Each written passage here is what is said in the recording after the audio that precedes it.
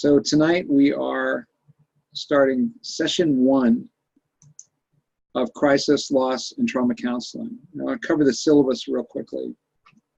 This is a 10-week module, and our goal, primary goal, is to help all the students develop a foundation for assessing and treating ongoing and post-trauma events, as well as their effects in adults, and plus recognize trauma responses in children.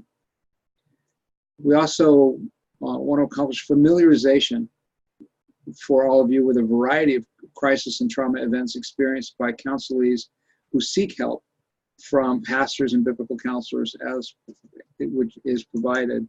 And we actually want to say crisis, loss, and trauma. Outside speakers with expertise in some of the areas addressed may be utilized. We can't always guarantee that, but there are times when we try. I'm trying to find video of some of the ones in the past so we can add to the online video. The underlying emphasis is on developing strategies and applying scriptural principles to identify the ongoing current problems that are present in the life of the traumatized counselee and affected family members, if possible, and guide the parties involved to effect biblical healing and restoration. Of course, objectives to equip the student to understand the reality of trauma, its far-reaching negative effects, and to be able to understand both from a scriptural standpoint. To equip the student to be able to understand both accurate, acute, and chronic traumatic stress reactions and the principles and basic strategies of crisis intervention. To equip the students to properly identify and analyze ongoing destructive patterns in the life of the traumatized counselee and the problems that have arisen as a result, and to respond biblically. To equip the student to be an agent of God's healing grace and biblical change through the counseling relationship. To equip the students to train others to minister to those impacted by trauma. To equip the student to provide a safe, effective, and healing counseling environment. To equip the student to recognize any post-traumatic distress of their own that may be present and encourage the student to seek help in effecting healing and biblical change personally. To equip the student to understand, guard against, and recognize the risk factors of vicarious and secondary trauma experienced by counselors and counselees alike. And counselees alike may not be in your syllabus, but I added that phrase. It's important that when we start talking about sexual assault survivors, we'll see that. But to model a method of evaluating the progress of counselees and the effectiveness of the counseling relationship. To demonstrate how biblical change in this arena impacts the individual, the family, the church, the community, and the nation. And to demonstrate the need for the church collective to understand trauma from a biblical perspective, to begin to speak about these matters well, and to become a safe place for people to come forward for help and for finding healing and wholeness with Christ at the center of the process. You've got one book to read, Crisis Counseling, A Guide for Pastors and Professionals by Scott Floyd, and there are 3 handouts that are in the back. You're part of your, 2 of them are in the back, I think, are part of you. No, all 3 of them are in the back. They're like appendix. There's some recommended reading, all of it. There's not a lot of it, but you can use that for honors. So there's really just write a reading synopsis and a course evaluation paper. That's pretty much it. We'll have a lot of discussion though. Going forward, Kelly will be the TA for this class because she is going to be helping teach a couple of the sessions. Trauma is kind of an area of expertise with hers. I'm trying to get us to the place where she's actually able to just teach this module. But she is with Robert in Florida, and they're going through a certification Christian mediation training. It's the Peacemakers curriculum. So because she is a certified biblical counselor, she'll actually be certified when she completes the program. So that's pretty cool. So any questions on any of that from the syllabus? It's not complicated at all, I don't think. Pretty simple. Okay. All right, so let's move on into session 1. Job 5, verses 6 and 7, for evil does not come up from the dust, nor does trouble spring up from the ground, but people are born to trouble, as surely as the sparks fly upward.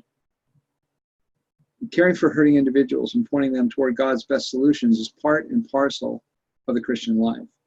For anyone engaged in soul care, including all aspects of pastoral ministry, crisis counseling is a critical aspect of ministry.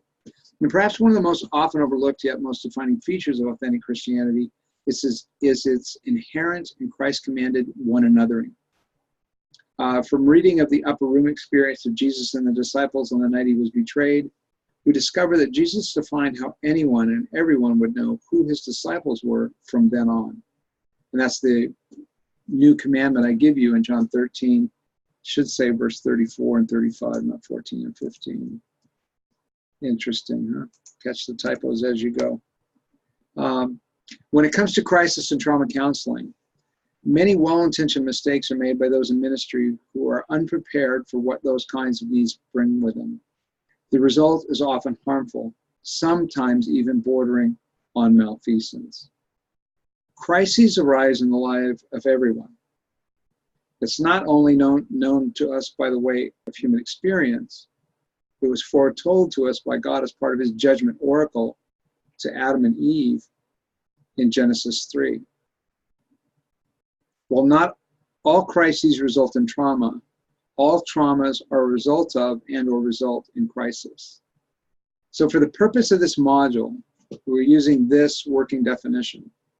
A crisis is what occurs when an event, situation, or relationship becomes more painful or challenging than a person can handle. This external problem overwhelms a person's resources, their ability to manage and deal with it. A threat, a loss, a disruption is so significant that what the person normally does to make his or her way through life either isn't adequate, or the person is so distressed that he or she cannot function in a normal manner. A crisis occurs when the situation a person faces is difficult, upsetting, disturbing, distressing, or cause for fear or fearfulness. However, simply because a situation is distressing does not mean that it automatically develops into a crisis. An event becomes a crisis when the person or persons facing it feels overwhelmed by and unable to deal with it well or at all. Now remember, while crisis can lead to trauma, not all crises result in trauma. However, trauma always creates crisis. So our being prepared to counsel those struggling in either one or both of these areas is an important area to become better qualified. Now, crisis can be good for us. Struggle develops strength and character. Because crisis causes every weak thing in a person, weak thing a person is leaning on to fail, to fall away, leaving God and his best as the only viable alternative. And one of the key roles that we play as disciplers and counselors is to help guide an individual through that and begin to look beyond the crisis over time. Yet, a crisis can become overwhelming to a person, and it is at this point that they often suffer trauma. Now, some crises are normal parts of life and to be expected. These include adolescence, job changes, illness, loss of relationship, relocation, things like that. What constitutes crisis for one person is not the same for everyone. Crisis is personal and individual, and not as an idol of comparison, but rather how a person is wired. Their support system or their exposure and adjustments change will determine the copability through the crisis. What is their resilience factor? And we'll talk about resilience factor later on. Others, however, arise in exceptional circumstances. Their effects and long-term impact can be significant, even lifelong. And included in these are a variety of traumas. And we'll talk about these as we go. Now, our word trauma is transliterated from ancient Greek, trauma, which means wound or damage. Now, in medicine, trauma is damage to a biological organism caused by physical harm from an external source. Major trauma is injury that can potentially lead to serious and enduring negative outcomes. In psychology, psychological trauma is a type of damage to the psyche, or as we say it, the soul, that occurs as a result of a severely distressing event. Now, remember, we as human beings connect with God and each other on a soul level. So psychological trauma really is soul trauma. And from a biblical perspective, all traumas are the result of some violation or other of God's created order that hurts or harms part of God's creation. Well, neither the word crisis, crisis is not found in Scripture, and trauma is found in Scripture rarely. There are many words that describe situations and circumstances that were either a crisis, traumatic, or both for many people in Scripture. And there's some examples in the textbook for the module. But you see words like trial, tribulation, suffering, distress, oppression, persecution, torment, pursuit, affliction, even infirmity. All those things can be cause for crisis. The Bible is filled with numerous accounts of crises. Now, so we're going to talk about crisis first, right? Christy Cannell offers a clear and concise definition of crisis, which she refers to as a trilogy definition, which I think is helpful. One, there's a precipitating event. This is an event that starts the sequence. That key word sequence is important. Second, there's a perception of the event that causes subjective distress. So the person must have a perception that a problem exists, because if they don't, then no crisis exists for them.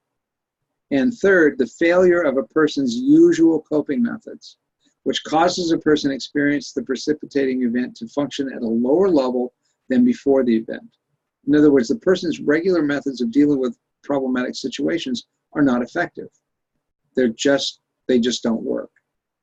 Now, a person doesn't understand why their normal way of doing things isn't working, which adds to the crisis.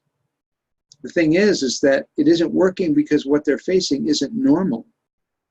Okay, it's not normal for their life. So the normal way of dealing with these things doesn't work. So, and from your reading, you'll find we're going to use this 5 types of crises: developmental, situational, existential, interpersonal, and spiritual. So the first one, developmental, okay? Now, a person experiences many significant phases of development. These include birth, learning to walk, entering school, becoming a teenager, traveling through the teenage years, learning to drive, leaving home, dating and getting married, having children, reaching midlife, and retiring. Now, while many of these phases are natural and expected, each can produce crises or turning points at which individuals may have difficulty coping. And some of the things that add to the difficulty in coping is a lack of support system or weak support system, or other things that are creating crises and traumas in the person's life. So the developmental crises can be exacerbated. Then you have the situational crises. These are different from developmental crises. Situational crises tend to be sudden and unexpected. These include physical crises, during which a person struggles with health-related issues and concerns.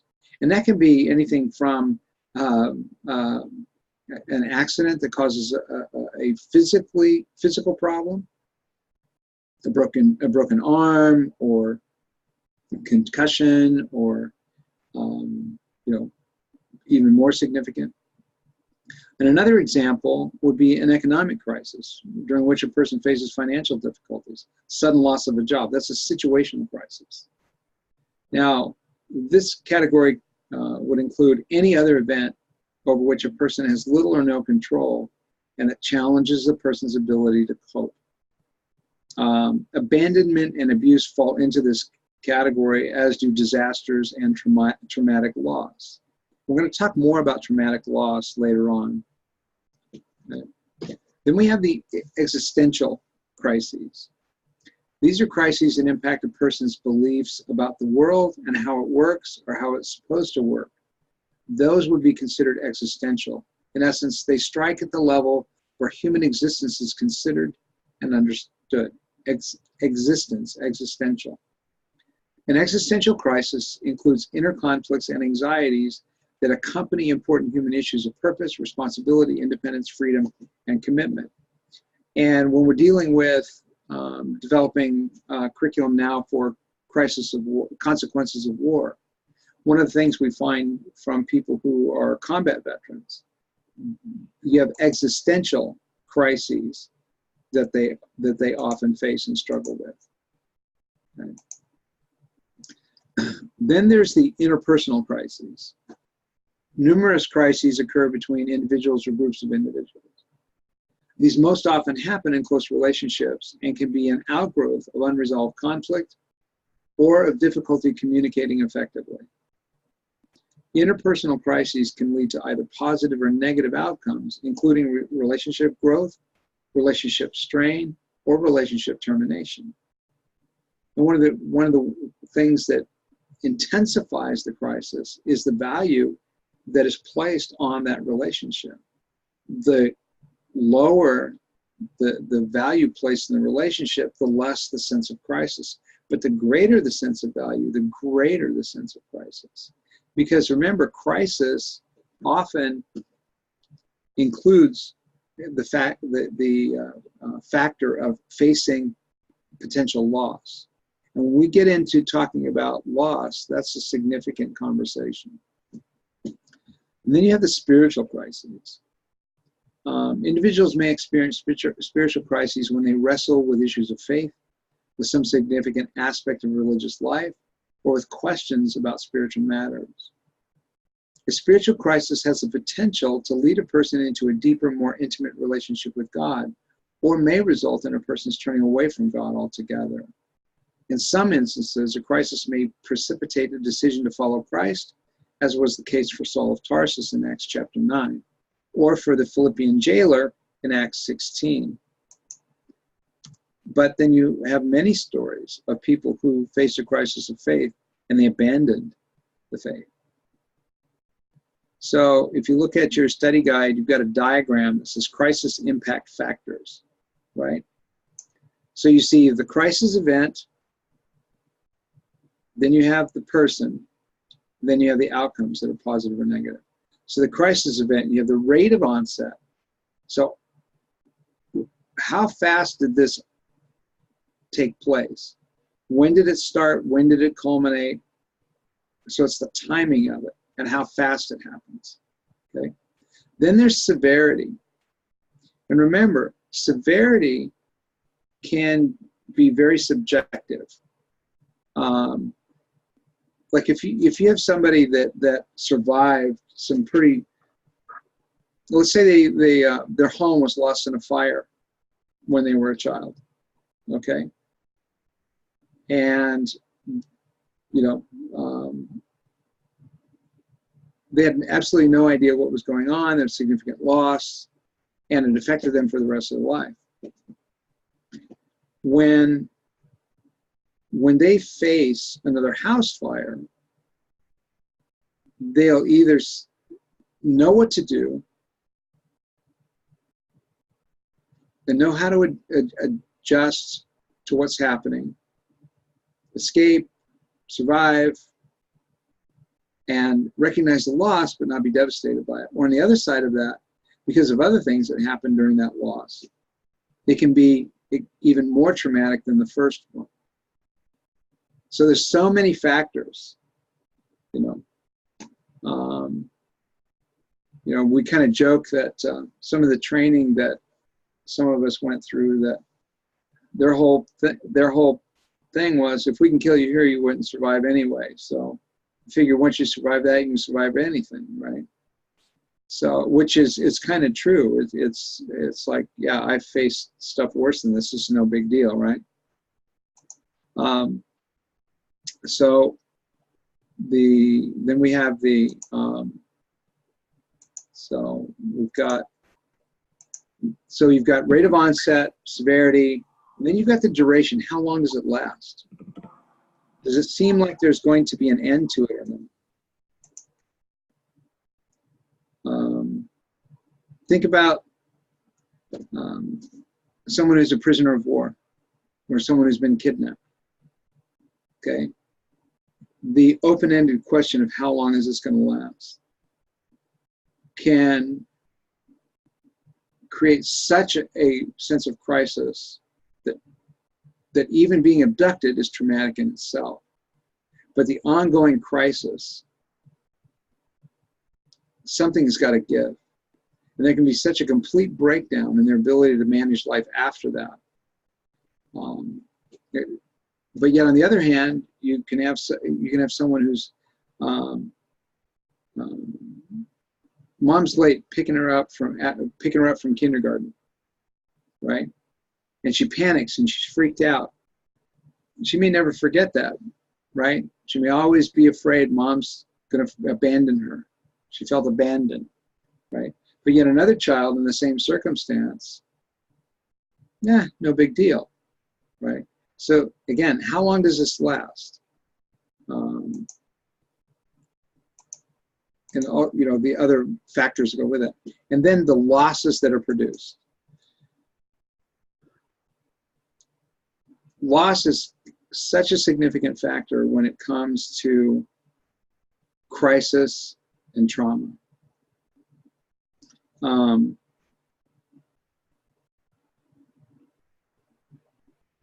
Everybody places different values on the same things. Okay. I've known people who've lost like 3 fingers on the job. They just kind of shrug it off, right? Other people who they lost the tip of a finger, and you would think that, they'd lost an arm, right? Their resiliency factors between those two people are different, and the value they put on those body parts is different. But it's also the other peripheral losses, and we'll talk about these later too, but loss of productivity, loss of the ability to function, all kinds of other losses, secondary and peripheral losses that go with those. Okay, so then when we're looking at the rest of that graph, now we look at the person. We have their coping skills, and we find that children who grow up well-loved, but loved in a balanced way, they're not allowed to get away with anything they want to get away with. And they've had difficult situations, and they've been coached through and discipled through those things. Their coping skills are going to be manifestly better than someone who felt abandoned as a child. Nobody really helped them work through things, or they were just chastised and berated and beaten for crying over a toy getting broken or something. And then there's a perception of the event. And again, perception is very individual. It's very subjective, right? What do you perceive is going on, right? And sometimes a person's perceptions of what's happening may be clouded. They may not really understand all that's going on. Or they may understand completely what's going on, and to them it doesn't seem like that big a deal because other people have it worse. I find that oftentimes with people who are in pretty horrendous relationships, right? And they'll have this thing, well, other people have it worse, so I really shouldn't complain, right? So they don't see themselves in crisis. They don't see themselves experiencing what they're actually experiencing. Then there's support. Do they have ongoing support in their life? Do they have early support in life? And is it support they can trust? Or is it going to be, especially in the body of Christ, right? Everybody's got the Sunday school cliche things that they throw at everybody. Don't do that. Just don't do that.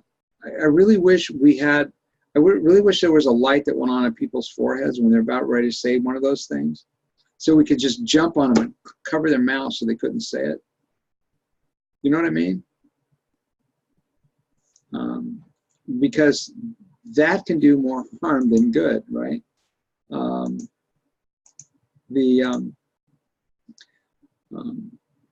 Is it viable support? Is it authentic? Is it real support? Okay, or is it pretend support? And pretend support can be worse than no support at all. And then another thing is the number of associated stressors for that person. Okay. Again, this is very subjective and very personal. There's no master matrix or master template of what that looks like. Even when you look at the language in some of the specialized crisis and trauma systems and organizations that deal with that, they'll have a list of factors. We're going to talk about some of those list of factors. The thing is that you can have 15 factors listed, or what we call the dirty dozen, or the terrible 10, you know. And but even if somebody is experiencing everything on that list, it'll affect them differently than the other 5 people that are experiencing the same thing. So again, first you've got the crisis event with the rate of onset, severity, duration, the losses that are produced. Then you have the person, their coping skills, the perception of the event, the support they have, and a number of associated stressors. Those things then produce the outcomes, whether they're positive, negative, or how much of a mix there is of all of that. Okay. So, any questions on this part so far? Okay, so let's press on.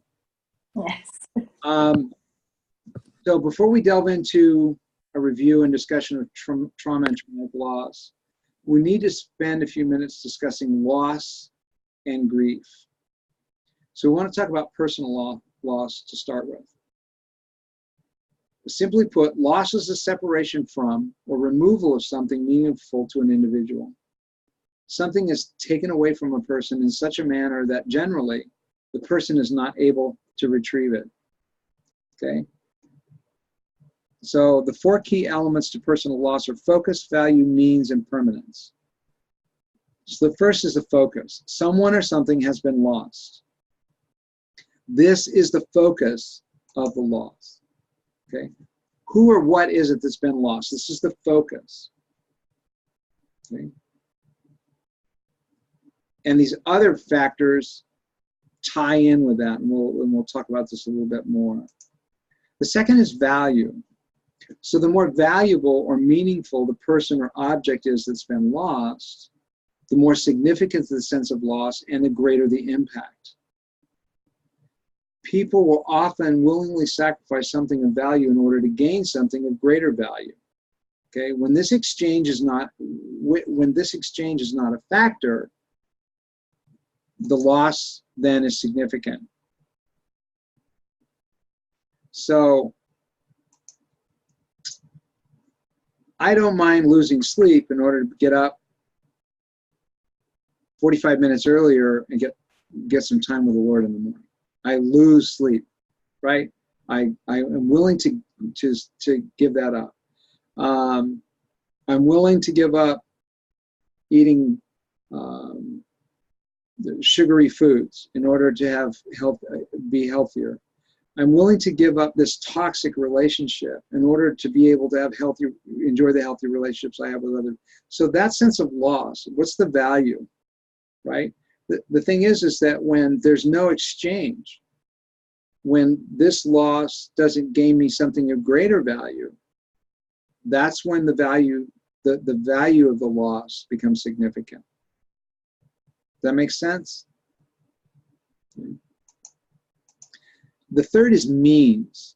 Was it voluntary or involuntary? Was it through an act of nature or caused by a person? These are very, very important factors, okay? Quitting your job, losing your job because you quit, is one sense of loss. But losing your job because you get fired, that's a whole nother. That's involuntary, right? So was it intentional or unintentional? You know, your neighbor ran over your dog, didn't see the dog. They're devastated along with you. Yes, it's a huge loss, right? But if your neighbor hates your dog and finds an opportunity to run over your dog and does so, that changes the significance of the loss, right? Yeah. So again, these are important factors, the means. And the thing is if a hurricane comes in and snatches your dog, or, coyote comes and snatches your dog and runs off with it, or something like that, that's nature, right? But if somebody steals your dog out of your yard, that's personal, right? That's a personal invasion. And then permanence. Whether or not who or what was lost is recoverable is a significant factor. And when this factor is added to the others, permanence can intensify the sense of loss. Okay. The child wailing because mom is leaving. She's not leaving for good. She's going to the store. She'll be back. Right? As opposed to mom's leaving the whole family and never coming back. Huge significance, right? That's permanent. But think of another factor. Someone is in an accident and they lose all mobility. Okay? One of the first things they're going to want to know is, will I walk again? Right? Will I walk again? How permanent is this? Because loss of their mobility, loss of their ability to walk, if that's going to be permanent, that's going to be enormously more devastating for them than we expect you to be able to regain the ability to walk. We just don't know when. It's going to be a lot of work or whatever, right? So that's why death being so permanent, is the greatest loss any of us can face. Right? And we have to remember, and we'll talk about this more when we talk about grief, we were never intended to experience loss, especially loss of relationship. We were never intended to have to face death. So while death is absolutely normal, one for one, every born human being is a dying human being. One death is issued per every birth, right?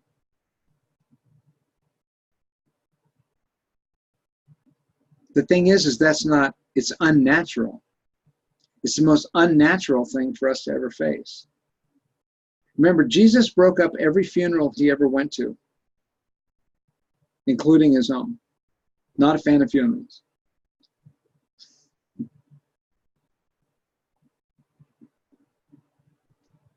We don't have to be a fan of funerals either. But that's why it's so devastating, is because it is the grossest violation of God's order. Because what does he say? The wages of sin is death. The day you eat of it, you will surely die. It is the most unnatural thing any of us ever have to face. So now let's talk a little bit about loss and Scripture. While in God's original design and initial created order, we were not intended to experience loss, loss has become a very real and regular part of the human experience. Through the Scriptures, God speaks of loss as negative and problematic at times, and at other times as good and necessary. What differentiates between the two are the combination of the initial impact and the eventual outcome. Like, there are losses that are good on the front end. Whoever finds his life will lose it. Whoever loses his life because of me will find it. Right? Matthew 10:39. Those that are good on the back end, as for you, you meant to harm me, but God intended it for good, so he could preserve the lives of many people, as you can see this day, Genesis 50:20. The impact on the individual, which is, again, quite subjective and immensely variable, is often the focus when discussing loss. Biblical counselors and disciplers, those who are involved in ministry, and those who disciple others need to understand this. They need to be able to address it, and they need to be able to bring the person that we are helping to the point where they are able to see and understand that Romans 8:28 and 29 really does apply in every circumstance, the good and the bad. God works, somebody quoted this the other night in class, God works all things together for the good. Finish the thought, finish the sentence. What do you mean? Works all things together for the good of those who love him and are called according to his purpose. Okay, it doesn't work everything for good, it works it for a specific good for specific people. And if you finish the rest of the sentence, that those he foreknew, he preordained to become conformed to the image of his son. So the purpose mentioned in Romans 8:28 is specified in Romans 8:29. The purpose is to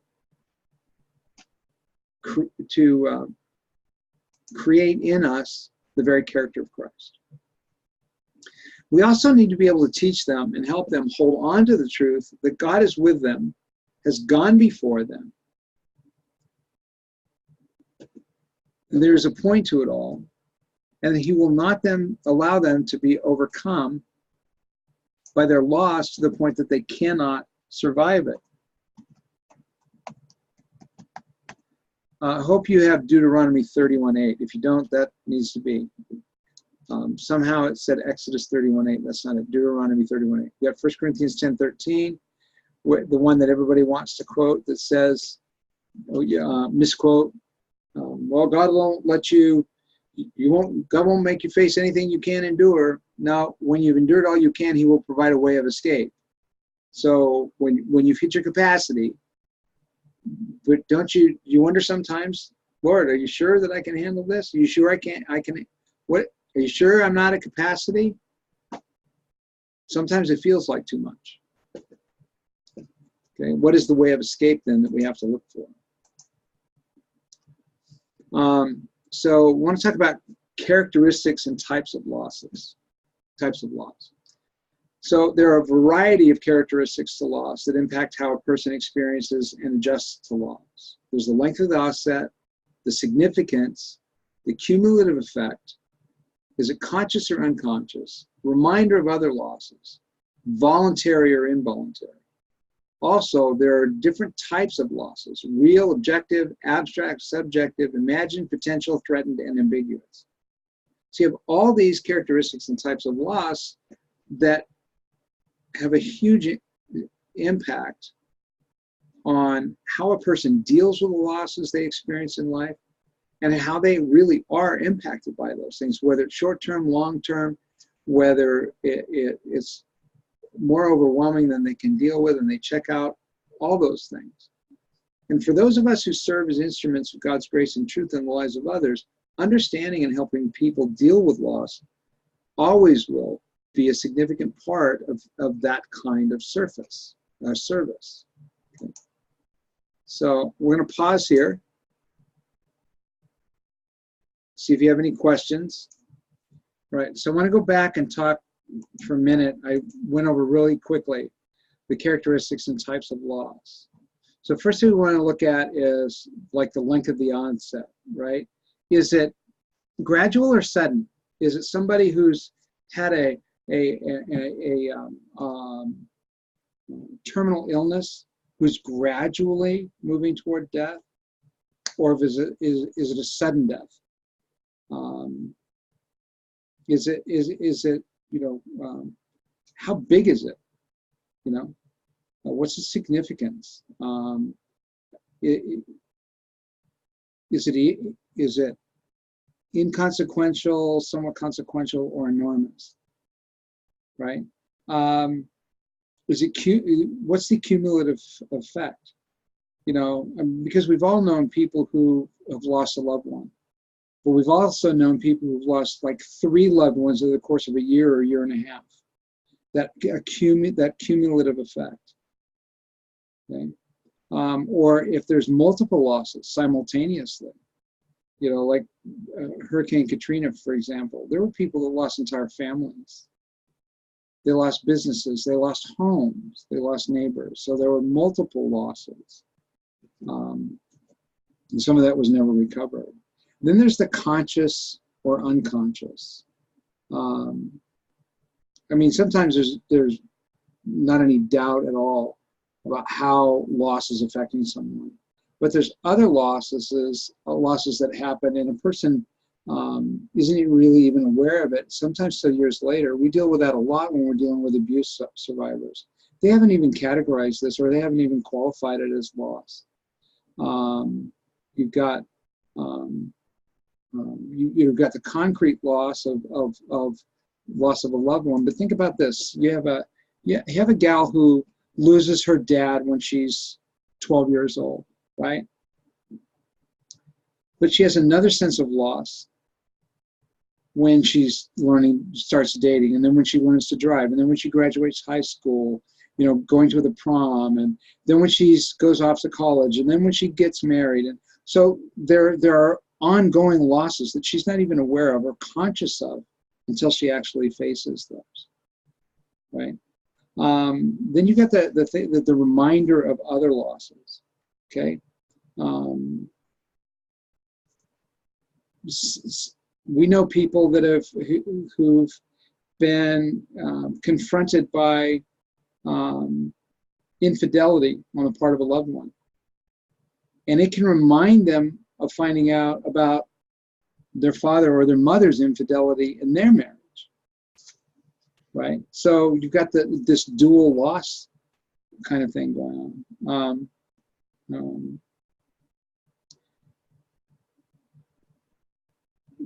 Then you've got the types of losses, okay? Real or objective loss. So, you know, some losses you can just really nail. Loss of a job, okay? But how concrete is it? Okay, well, pretty clear. You're not going to that place of employment anymore. You're not wearing those clothes. You're not on that schedule. There's all kinds of concrete things. You don't have the income coming in, right?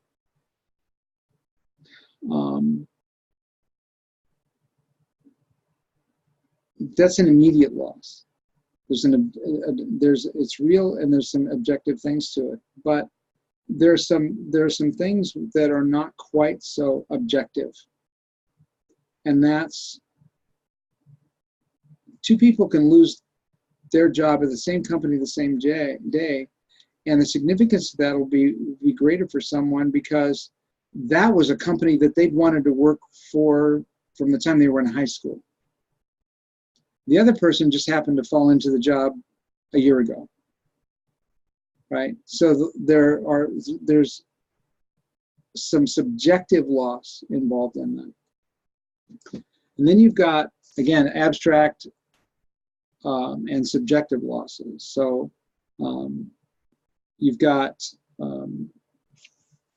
well, it's like our younger daughter was robbed at gunpoint when she was 16 years old, or 15 years old, managing, you know, working at the family espresso stand in Vancouver. It wasn't her money, it was the business, it was the family's money. But what's interesting about it, she was not impacted by it anywhere near as much as her mother or her sister, right? Matter of fact, they sold the business the next day. They were done, okay?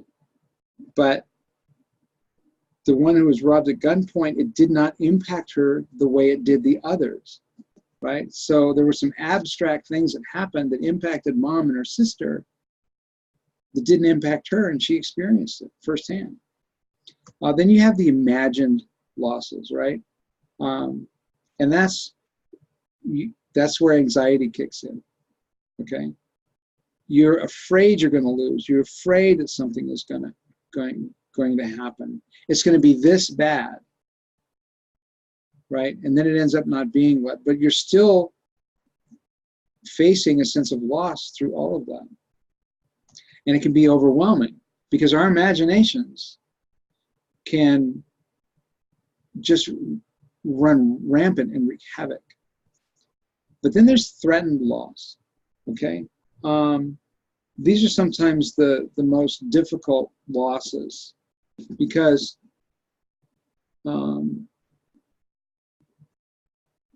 let's say the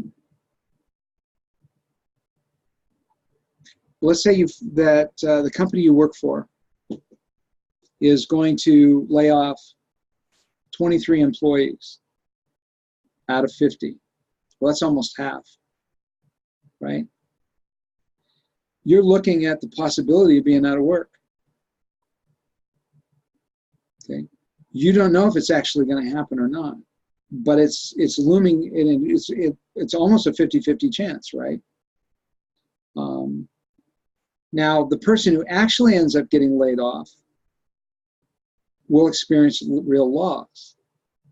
The person that doesn't get laid off, they're still sensing the impending, the threatened loss, and it can wreak just as much havoc. I got to plan for this, and I got to plan for that, and I got to plan for this.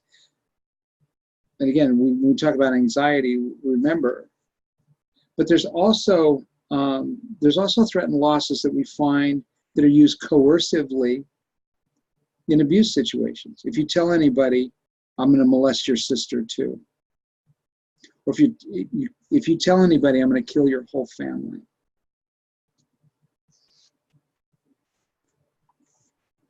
And then you have the ambiguous losses. The person's not really sure what happened, right? It's like the gal who wakes up, she went to a party, somebody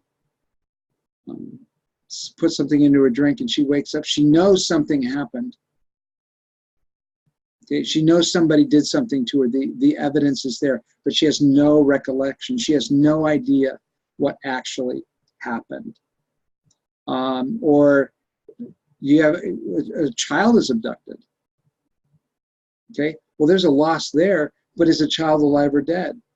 35 years later, they still don't know. That's an ambiguous loss. It's not finished. There's no end to it. So these are all different types of losses that we have to remember that people face, and we don't often think of these things as losses. But these are all things that you're going to face, if not in your own life, you're going to face them as a biblical counselor. Right, so let's move on to the last part and talk about grief. Now, next session, we're going to talk about great grief in great detail. But now, I think it's important for us to be brief but clear. So for our purposes, we will use the following working definition of grief. Grief is the internal process of dealing with the thoughts and emotions resulting from personal loss. Very broad, but applies in any situation, right? So when we've experienced personal loss, we feel a sense of sadness, we feel a sense of hurt, we feel a sense of separation, we feel a sense of loss. And those are normal parts of the human experience. But it's not a simple event, grief, but it's a process a person will move through and move around and move forward with, and they'll do it in their own time and in their own way. There's no two people that experience grief the same way in the same situation. Okay? So it's important to not expect people and how they process grief to look like anything in particular. Okay? And we need to help those that we counsel understand that there is no 5 stages of grief. Okay? The 5 stages of grief, the Catherine Kubler-Ross, there's no science for any of that. That's all anecdotal. And she was dealing with terminally ill patients. Right? we can look at that work and say, well, this gives us a framework for understanding grief. But this idea that there's 5 stages of grief, there's no science for it, there's no biblical support for it, because you're in this stage, your next stage will be this. And anybody heard that or experienced that or thought that or said that, or right? No. That's the problem with these human frameworks. Okay? 5 love languages, or the prayer of Jabez, or all of this stuff. These are human constructs that really remove the personal from it and take God out of it. Okay? If you don't experience, let's say you don't experience anger when someone dies. Well, your grief is incomplete and you're not grieving properly. There's that kind of attitude. Or you may do it to yourself. I'm not grieving properly. I'm not grieving well. I need to do this better. No, not so. So, and there are multitude of things that influence how grief is experienced and how it's expressed. You have personality, family, culture, your surrounding culture. Those are the greatest influences. To grieve over a significant loss is actually to be in agreement with God about the unnaturalness of loss and the violation of his created order that loss is. When we say, God, this should not be, God says, you are right. This was not supposed to be. You and God are actually in agreement. You're on the same page. When someone pushes back against the loss, especially the loss of a loved one, they say, I reject this. Remember, Jesus rejected it too. He did not allow any funeral he went to continue. He's opposed to funerals. We're supposed to be opposed to funerals. It's okay to say, I hate this. God says, I hate this too. Now we have to remember there are no shortcuts to the grieving process. And there's also no time limits on it. Well, you should be over this by now. She should be over. She's been grieving forever. You know what? You may be right, but it's really not your business.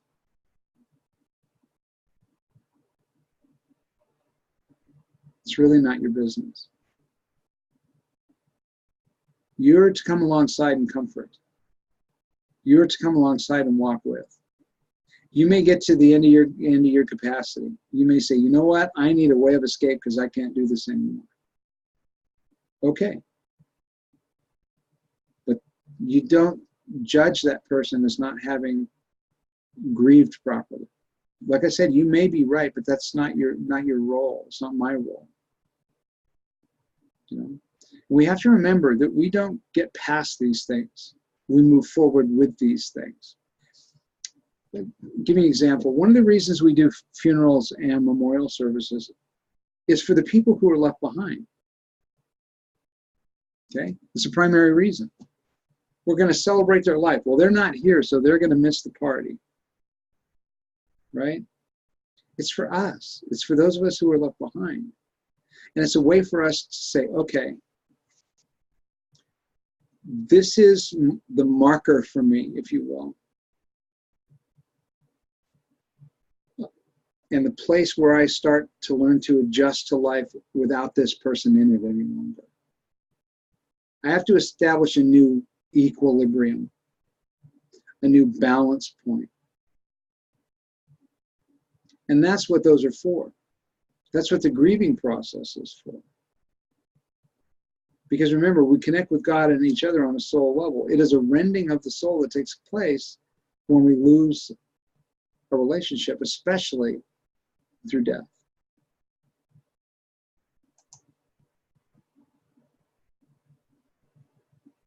We have to also remember that the goal of healthy grieving is for the person who is grieving to be able to adjust in a healthy way to the loss they've experienced, to gain God's perspective and be able to hold on to God's perspective, and then to adjust to their new life, a new version of their life in light of the loss that they've experienced.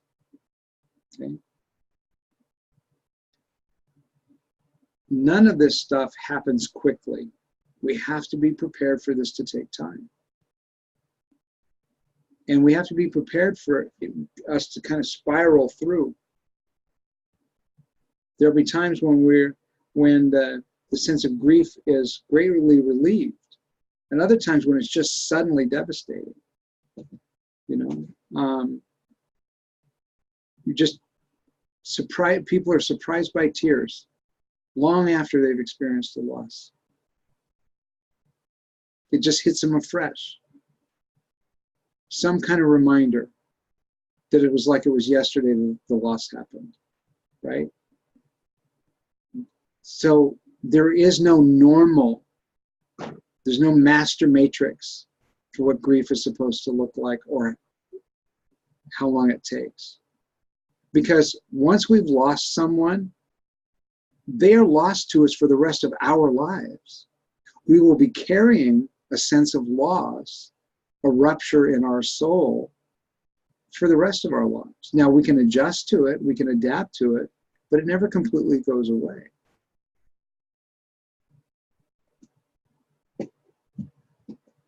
Young man, 18 years old. He's engaged to be married. His fiancée gets pregnant. When she's 5 months pregnant,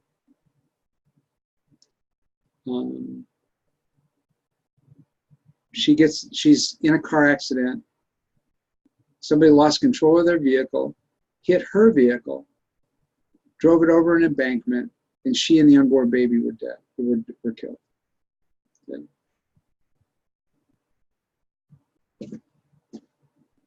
Devastating. 40 years later, every once in a while, he goes, it's been so long since I remembered her. I never got to meet the baby, but I wonder what that would have been like. I would have a child, I would have a child this old, a son or a daughter, I'd have grandchildren, that kind of stuff. So all of that stuff. Now, the intensity isn't there like it was 40 years ago, but it's still there somewhat. So we're going to talk about this a lot more next week, but we have to understand grief is very personal. Okay? It's not ours to manage for others. It's ours to walk alongside and comfort as they go through it. And that's why we remember 2 Corinthians 1, verses 3 and 4. Blessed be the God and Father of our Lord Jesus Christ, the God of mercy, who comforts us in all of our afflictions. And then with the comfort with which we have been comforted, we comfort those who are afflicted in every way. So that's what I have for tonight.